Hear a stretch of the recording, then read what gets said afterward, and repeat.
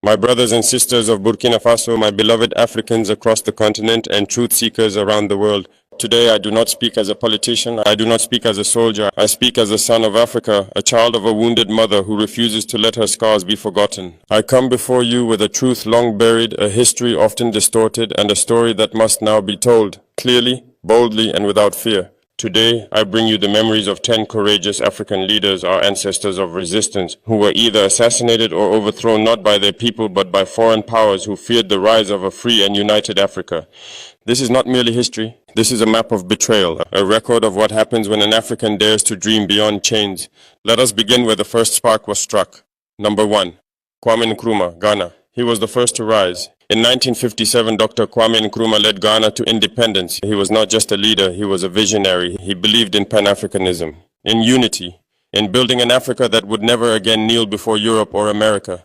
But that vision terrified the West. In 1966, while on a peace mission to Vietnam, Nkrumah's own government was overthrown in a CIA-backed coup. Why? Because he embraced socialism, because he challenged colonial economics, because he dreamed too loudly. He died in exile. But his dream, it lives in us today. Number 2, Patrice Lumumba, Congo. Then came Congo's shining light, Patrice Lumumba.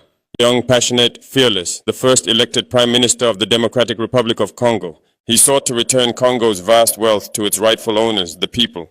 But that made him a Cold War target. In 1961, with CIA and Belgian complicity, he was captured, tortured, and murdered. His body was dissolved in acid. Only a single tooth remained. That's what they left, a tooth, thinking they erased a man. But Lumumba became a legend.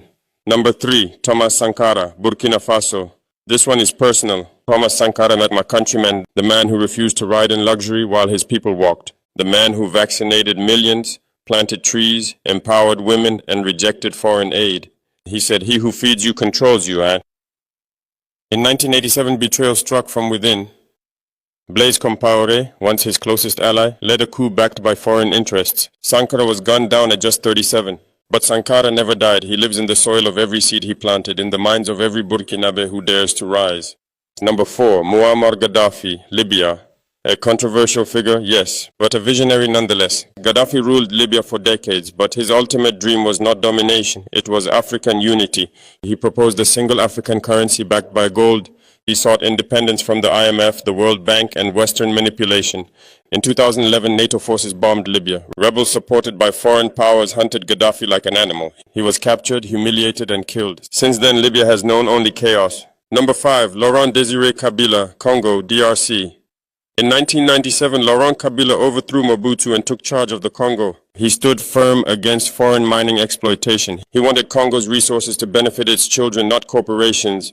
In 2001, he was assassinated, shot by his own bodyguard. But behind that bullet was a foreign hand. His death opened the gates to foreign plunder. Number 6, Sylvanus Olympio, Togo, the first president of Togo, a nationalist, a man who rejected France's plan to continue economic control over West Africa. He refused the CFA franc, that colonial currency still haunting us today. In 1963, French-trained soldiers assassinated him, shot outside the U.S. embassy as he tried to escape. This was Africa's first post-independence coup. It would not be the last. Number 7, Modibo Keita, Mali, the founding father of Mali's independence. The socialist, a Pan-Africanist, a man who dreamed of unity across our borders. But the West doesn't like unity, but only division.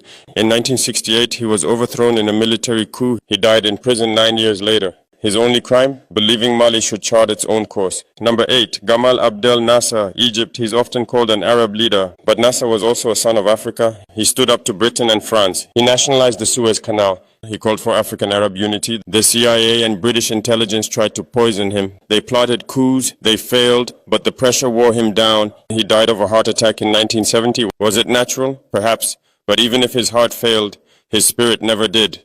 Number 9. Ahmed Ben Bella, Algeria, the first president of Free Algeria, a revolutionary who helped drive out French colonizers, a man who stood with other African liberation movements. In 1965, he was overthrown. The CIA and French agents saw him as dangerous, not because he was violent, but because he inspired. They silenced him, but they could not erase what he stood for. Number 10, Julius Nyerere, Tanzania, and finally the humble philosopher, Julius Nyerere, a man who lived poor, ruled humbly, and led Tanzania with dignity. He introduced Ujamaa, African socialism. He taught us that development meant more than GDP. It meant dignity. But the IMF and World Bank had other plans. Economic sabotage, pressure, manipulation. They pushed him to step down in 1985. He was not killed, but his vision was wounded. My brothers and sisters, but what do you see? 10 leaders, 10 lights, all were dimmed not by their people, but by those who feared African freedom. These were not acts